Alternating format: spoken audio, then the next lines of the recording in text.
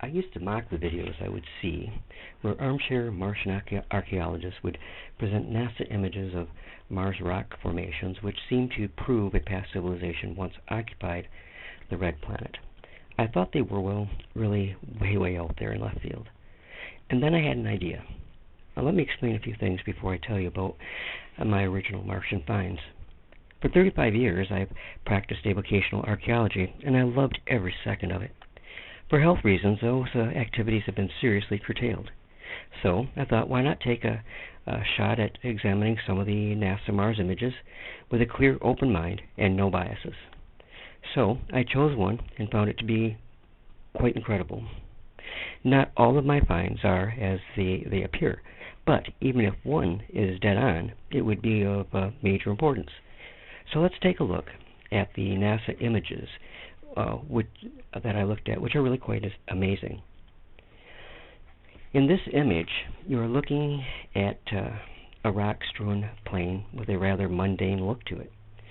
I highlighted 9 interesting rock formations, though, but I am confident there are many others to be found. How about taking a look at these possible treasures? My first find is what looks to me like a fossil toad. Yes, you heard me right, a fossil toad. On the right is the head, and looking closely at it, you can actually see the indentation where the eye would be. The top, just as with a terrestrial toad, is humped and then slopes down to the rear end. And tucked under the piece is a toad's leg and foot. If this indeed is a fossil frog or toad, it is a spectacular find. There's a second fossil, every bit as amazing. This is number 8 on the first image that you saw. This appears to be an open geode. It's been sheared in half, and that being the area with dark shadows, and then right in front is what appears to be a reptile head, very similar to an alligator here on good old planet Earth. The item identified here as number 6 is clearly a brick for building. Notice its flat top surface and the perfectly angled 4 corners. I have found many bricks here in Saginaw, Michigan, whose form is very similar to near identical. Actually, the only difference is that I see is in the coloring. These types of shapes don't normally occur naturally. We now know that there was at one time water flowing freely on the surface of Mars. This slab of rock seems to offer proof of that. Look closely at the piece noted as number 1. This is obviously a layered sedimentary rock laid down when there was active water on the surface. This rock has alternating layers of gray, tan, gray, tan. Look closely, as there are other rocks nearby which show this same sedimentary pattern.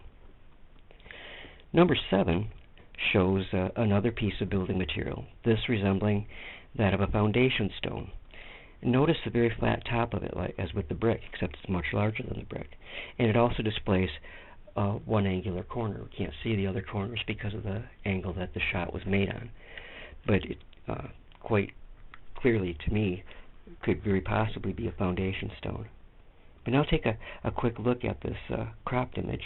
It looks much more like a structure made by intelligent beings. This is one of the more interesting finds on here, or on this particular photo. It looks like a structure that was made by intelligent design. It's not just a rock formation.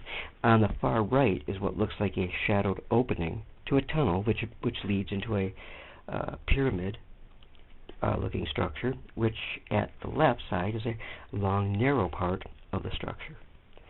It has a very Egyptian Mayan look to it with the pyramid there.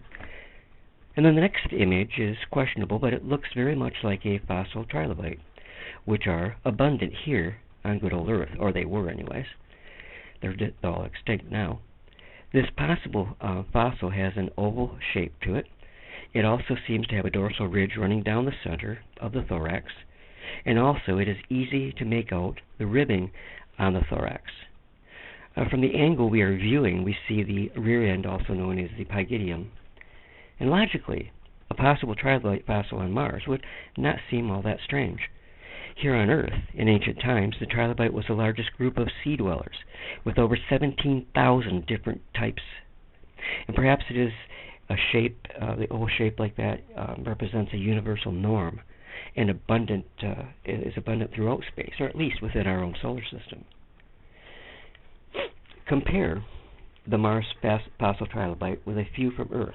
While the Mars image can't be for certain, the resemblance to the terrestrial species is uncanny. I call this next specimen the Viscous Stone because that's what it's shaped like. Its shape calls to mind a biscuit or a cookie. Remember a short while back when a donut stone was found near one of the rovers on Mars? Of course it was called that due to its shape, and the same is true of this specimen. I would like to know the natural forces that gave rise to this biscuit stone. Now let me tell you how my son David and I have our names on the Martian surface right now. When the Phoenix mission to Mars landed in the polar region, it contained a silica mini video disc, which was provided by NASA by the Planetary Society. And this disc is pretty much the first library on Martian soil. Besides carrying some 200,000 names, including mine and David's, there is also a collection of literature and art called Visions of Mars Collection. So again, you can see why I would call it the first library on the planet Mars. The second mission, which Dave and I are a part of, is NASA's Insight to Mars mission, which will not launch until March 4th, 2016, from Vandenberg Air Force Base in California. Our names will again be included. The mission is expected to set down at the Elysium Planeta. Both of these missions gave everyone interested the chance to be part of the mission, sending something deeply personal, your name, to Mars. Then lastly, I want to show you this illustration, which is from a 1930s book of natural history. You see, back then it was generally accepted that Mars did indeed harbor life. Probably one of the reasons Orson Welles' War of the Worlds broadcast so impacted people, because people in science believed Mars to be inhabited, at least by vegetation. Well, anyways, this illustration, prepared for the Museum of Natural History, shows the accepted vision or version of Mars at that time, the 1930s. Oddly, there are now aerial photos from NASA that show what very much resemble trees. We'll look at those in another video. Hey, thanks for stopping by, and keep on watching the sky. Tell me what you think in the comment section below. Have a great day. God bless.